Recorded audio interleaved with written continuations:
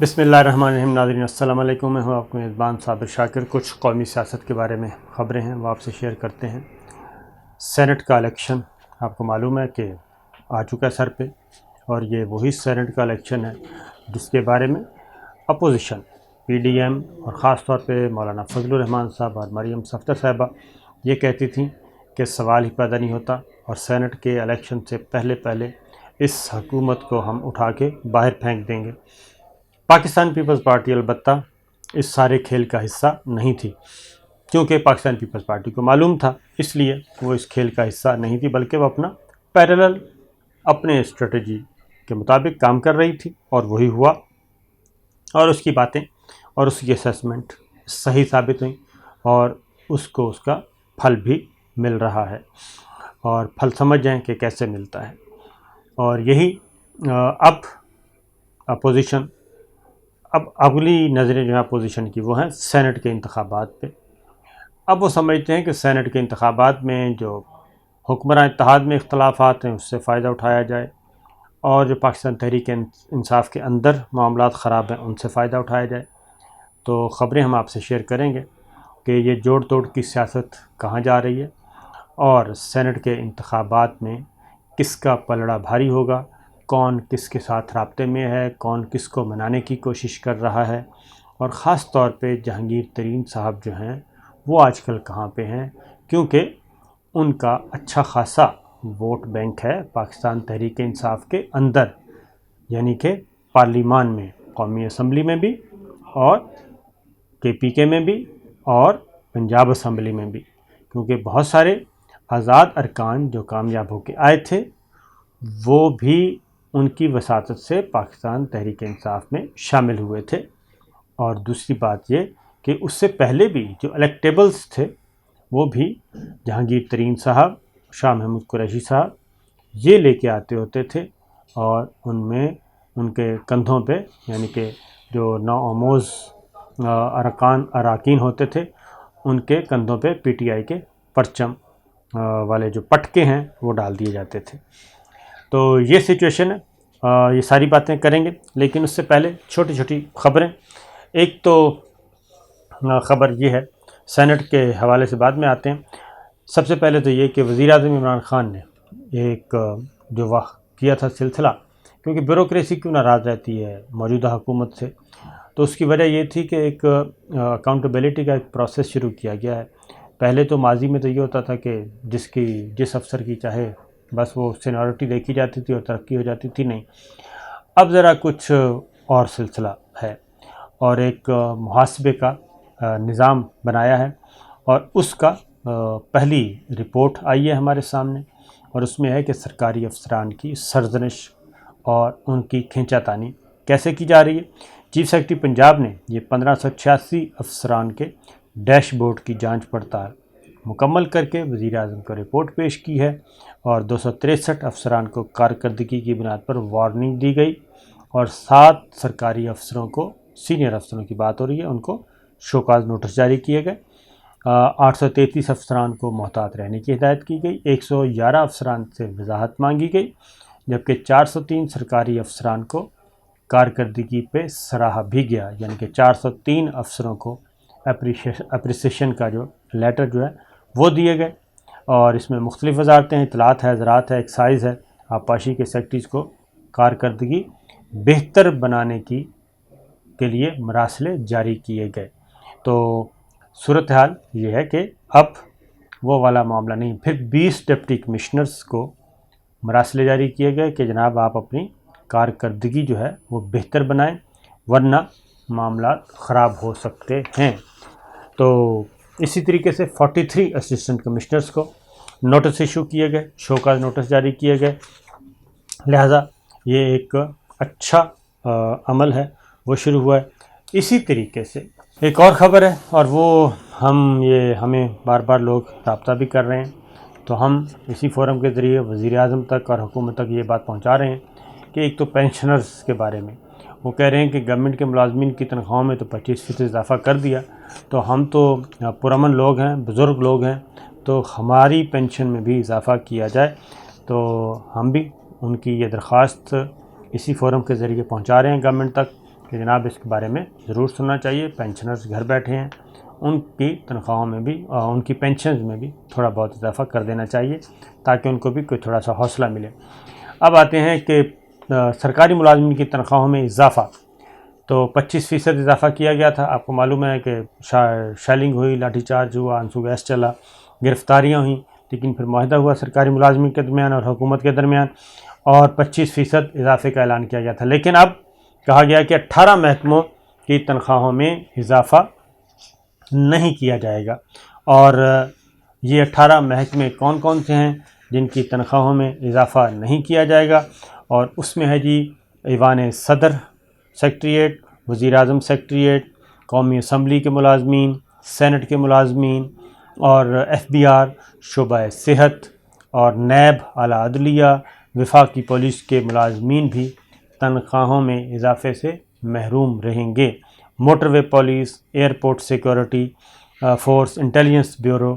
I S I, F I A کے ملازمین بھی تنخواہوں کی بڑھوتری سے محروم رہیں گے۔ اسی طریقے سے لا اینڈ جسٹس کمیشن، پارلیمانی افیئر ڈویژن، اسلام آباد ماڈل پولیس کے ملازمین کی تنخواہوں میں بھی 25% اضافہ نہیں کیا جائے گا۔ تو یہ سچویشن ہے، میں نے کہا یہ خبر ہے آپ تک پہنچائی جانی چاہیے۔ 2,96,000 ملازمین کی تنخواہوں میں 25% اضافے کا فیصلہ کیا گیا ہے، جبکہ 3,26,745 ملازمین کی تنخواہوں میں 25% اضافے کا فیصلہ نہیں کیا گیا۔ یہ جو محکمے میں نے آپ کو گنوائے ان کی تعداد 3,26,745 ملازمین بنتی ہے، اور جن کو 25% اضافہ ملے گا وہ ہیں 2,96,470 ملازمین۔ اور حکام کا یہ کہنا ہے کہ جن کو پہلے ہی 100% ایڈ ہاک ریلیف مل رہا ہے ان کو موجودہ اضافہ نہیں ملنے کا موجودہ اضافہ جو ہے وہ ملنے کا کوئی جواز نہیں ہے، لہذا ان کا خیال ہے کہ یہ عدل پر مبنی فیصلہ کیا گیا ہے۔ تو اب آتے ہیں ذرا سینٹ کے انتخابات کی طرف۔ زور آزمائی مکمل طور پہ ہو رہی ہے، جوڑ توڑ جاری ہے، اور سب سے پہلے تو ایک فیصلہ کیا گیا ہے وہ یہ ہے کہ اسپیکر قومی اسمبلی نے کیا، اسی طریقے سے صوبائی اسمبلی کے اسپیکر بھی، کہ جتنے بھی گرفتار ایم پی ایز اور ایم این ایز ہیں ان کو بھی ووٹ کا حق دیا جائے گا، اور ان کے پروڈکشن آرڈر جاری کیے جائیں گے اور وہ ووٹ اپنا کاسٹ کر سکیں گے۔ لہٰذا اپوزیشن کو یا کسی کو بھی یہ کہنے کا حق نہیں ہوگا کہ ان کے ووٹ جو ہیں وہ جیل میں تھے اس لیے کاسٹ نہیں ہو سکے، اور یہ ایک اچھا اعلان ہے، کیونکہ اس سے پہلے ہوا یہ تھا کہ یہ فیصلہ کیا گیا تھا کہ جو کرمنل کیسز میں اندر گئے ہوئے لوگ ہیں، گرفتار ہیں، وہ حوالات میں ہیں یا جیلوں میں ہیں یا نیب کی تحویل میں ہیں، تو ان کے پروڈکشن آرڈر جاری نہیں کیے جائیں گے۔ اب تک یہ پریکٹس رہی ہے، لیکن ووٹ ڈالنے کے لیے ان ایم پی ایز اور ایم این ایز کو رہا کیا جائے گا اور پروڈکشن آرڈر جاری کیے جائیں گے، وہ آئیں گے اپنا ووٹ کاسٹ کریں گے۔ اب آگے بڑھتے ہیں۔ وہ صورتحال یہ ہے کہ سید یوسف زئی گیلانی صاحب، سابق وزیر اعظم، پاکستان پیپلز پارٹی کی طرف سے قومی اسمبلی میں میدان میں اترے ہیں اور وہ سینٹ کا الیکشن لڑیں گے۔ ان کا ووٹ پنجاب میں تھا، ان کا ووٹ منتقل کیا گیا، فیڈرل میں لایا گیا، وفاق میں لایا گیا، اسلام آباد میں درج کروایا گیا۔ اب وہ اس سیٹ پہ الیکشن لڑ رہے ہیں، اور ان کا سٹیٹمنٹ ایک آیا ہے، اور ان کا سٹیٹمنٹ آیا ہے کہ جہانگیر ترین صاحب کے حوالے سے خاص طور پہ کہ وہ میرے عزیز ہیں، اور اب جہانگیر ترین فیکٹر جو ہے وہ امپورٹنٹ ہوتا جا رہا ہے، اور اس کی ریزن یہ ہے کہ سید یوسف زئی گیلانی جو ہیں وہ جہانگیر ترین صاحب کے بھی عزیز ہیں، رشتہ دار ہیں اپنی بیگم کی طرف سے، اور اس کے ساتھ ساتھ سید یوسف زئی گیلانی صاحب کی رشتہ داری بنتی ہے پیر صاحب پگاڑا سے، ان سے بھی بنتی ہے عزیز داری، اور اس طریقے سے جی ڈی اے کے جو لوگ ہیں اور سندھ میں ان کے ساتھ بھی، جو جنوبی پنجاب میں بہت سارے ان کے ساتھ بھی ان کی رشتہ داری ہے۔ تو اس رشتہ داری کی بنیاد پہ سید یوسف زئی گیلانی صاحب کو میدان میں اتارا گیا ہے، اور یہ متفقہ امیدوار ہیں پی ڈی ایم اے کے۔ اب بڑا کانٹے دار مقابلہ ہوگا، اور اب جہانگیر ترین صاحب کا کیا ہے، کیونکہ اپوزیشن کے ووٹ تو ہیں جو ہیں، اختر مینگل صاحب بھی اس طرف ہیں، تو پاکستان مسلم لیگ کاف اور متحدہ قومی موومنٹ اور GDA یہ لوگ ہیں۔ پھر آگے بڑھیں تو ساؤتھ پنجاب کے MNAs بھی ایسے ہیں، ان میں سے کچھ ایسے لوگ ہیں جو کہ جہانگیر ترین صاحب کی وساطت سے PTI میں آئے، اور پھر اسی طریقے سے پنجاب اسمبلی میں بھی ایسے ہیں اور وہ کابینہ میں بھی شامل ہیں۔ پھر ساؤتھ پنجاب کی اپنی ایک سائیکی ہے کہ جنوبی پنجاب کے لوگ آپس میں مل بھی جاتے ہیں، لغاری ہیں، دریشک ہیں، کھار ہیں، گیلانی ہیں، قریشی ہیں، یہ سارے آپس میں ان کا بھی معاملات طے پا جاتے ہیں۔ تو اب قومی اسمبلی میں فرق صرف ہے کوئی 5-7 ووٹوں کا، 7-8 ووٹوں کا فرق ہے، اور 8 ووٹ اگر ادھر سے ادھر چلے جاتے ہیں تو سید یوسفزئی گیلانی کامیاب ہو سکتے ہیں۔ لیکن اب معاملہ یہ ہے کہ ادھر بھی حکومت والی بھی کافی وہ لگا کے بیٹھے ہیں اپنے اپنے دوربین کہ کوئی ووٹ ادھر سے ادھر نہ ہونے پائے۔ تو جہانگیر ترین صاحب کا فیکٹر میں نے کہا جیسے ادھر ہے، اب ایک اور بات بتا دوں، راجہ ریاض فیصل آباد سے MNA ہیں، وہ کھل کر جہانگیر ترین صاحب کے لیے آواز اٹھاتے ہیں، اور جہانگیر ترین کے لیے وہ کہتے ہیں کہ جناب جن کے ساتھ زیادتی ہو رہی ہے۔ اسی طریقے سے پچھلے دنوں PTI کے لغاری ایک MP ہیں، مسٹر لغاری، پورا نام ذہن سے نکل گیا، وہ بھی PTI چھوڑنے کے لیے تیار ہو گئے، وہ بھی آزاد کامیاب ہو کے PTI جوائن کی تھی، انہوں نے کہا ہمارے ساتھ 5 ہیں۔ تو یہ اس طریقے سے جو آوازیں اٹھ رہی ہیں، تو سید یوسفزئی گیلانی آگے جا کے وہ ہوں گے چیئرمین سینٹ کے امیدوار، تو لہٰذا معاملہ گڑبڑ ہو سکتا ہے۔ اب اس کا فیصلہ کون کرے گا؟ اس کا فیصلہ کریں گے جہانگیر ترین صاحب خود، اور ان کے جو اندر ان کے لوگ موجود ہیں پارلیمان کے اندر، ان کے گروپ کے۔ اب جہانگیر ترین صاحب سے کسی نے پوچھا پچھلے دنوں کہ آج کل آپ کیا کریں؟ وہ کہتے ہیں میں تو جا رہا ہوں رحیم یار خان،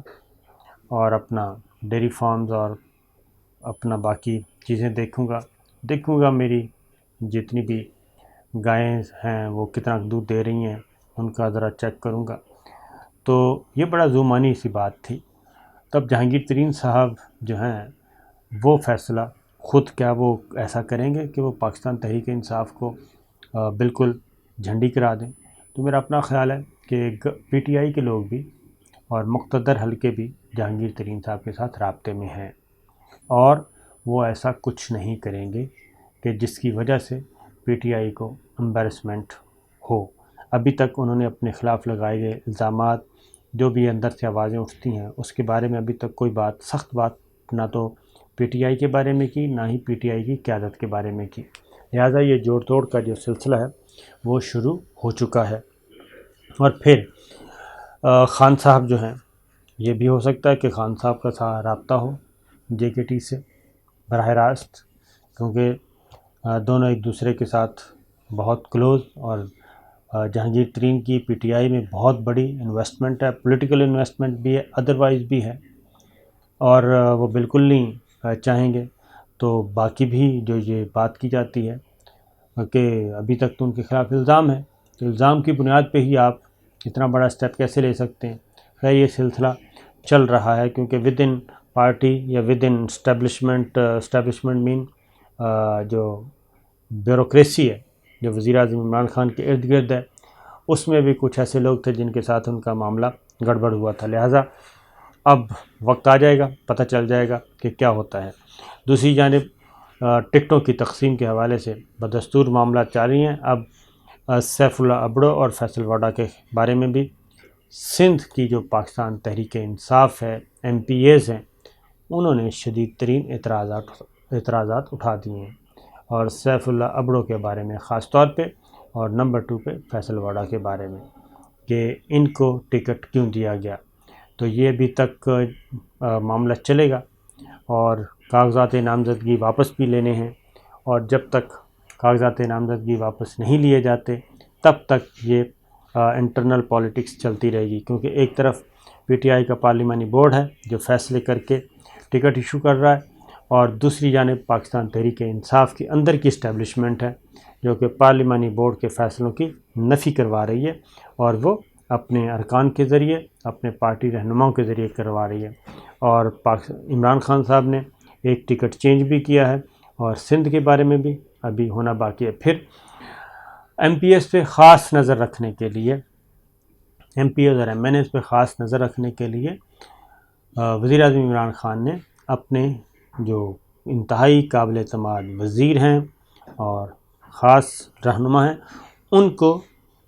ٹاسک دے دیا ہے خفیہ طور پہ کہ ہر ایم این اے، ہر ایم پی اے پہ نظر رکھی جائے، کے پی کے میں بھی، پنجاب میں بھی اور مرکز میں بھی۔ تو یہ دیکھنا ہے کہ یہ ساری چیزیں کس طرف جاتی ہیں، لیکن حکومت، اگین میں یہ کہوں گا کہ حکومت ہوتی ہے، اور حکومت کے پاس بہت سارے ان کو ایج حاصل ہوتا ہے حکومت کو کہ وہ کوئی بھی گڑبڑ ہونے سے روک سکیں۔ ماضی میں محترمہ بے نظیر بھٹو کی کمزور ترین حکومت تھی، ان کے خلاف تحریک عدم اعتماد پیش کی گئی، اور تحریک عدم اعتماد کو کامیاب کروانے کے لیے اس وقت کی اسٹیبلشمنٹ بھی، ملٹری اسٹیبلشمنٹ بھی نے بھرپور زور لگایا، لیکن محترمہ بے نظیر بھٹو نے وہ تحریک عدم اعتماد ناکام بنا دی تھی، اس لیے کہ وہ حکومت میں تھے، اور حکومت کے پاس بہت کچھ ہوتا ہے دینے کے لیے بھی اور ٹائٹ کرنے کے لیے بھی، اور اس لیے اس وقت بھی جو MPs, MNAs ہیں وہ نہیں چاہیں گے کہ وزیر اعظم عمران خان کی حکومت یا ان کی اپنی حکومت، کیونکہ وہ بھی حکومت کا حصہ ہیں، ان کی حکومت کو کمزور کیا جائے۔ اس کی ریزن یہ ہے کہ سینٹ کے الیکشن میں اگر بہت زیادہ حکومتی ارکان کی طرف سے کوئی گڑبڑ ہوئی تو پھر وہ پکڑے بھی جائیں گے، لہٰذا معاملہ ہے، اور مجھے لگتا ہے زیادہ یہ ہے کہ یہ